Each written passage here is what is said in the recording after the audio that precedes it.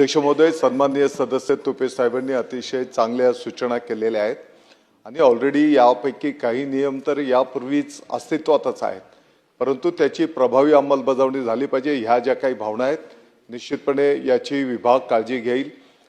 प्रत्येक स्तरावरनं या संदर्भातला तपासणी केली पाहिजे, त्याची अंमलबजावणी झाली पाहिजे, या संदर्भातल्या सूचना केल्या जातील। आणि असंही यापूर्वी विभागाने प्रत्येक शाळेला या संदर्भातले पत्र देऊन कळवलेलंच आहे, परंतु फील्डवर याची अंमलबजावणी झाली पाहिजे। या संदर्भामध्ये विभाग निश्चितपणे काळजी घेईल आणि बसवण्यात येणारे सीसीटीव्ही आधुनिक यंत्रसामुग्रीचे आणि आणखी संवेदनशील कसे असतील या संदर्भातली जी काही सूचना आहे निश्चितपणे याचं स्वागत करू आणि त्याप्रमाणे पुढे मार्गक्रमण करू।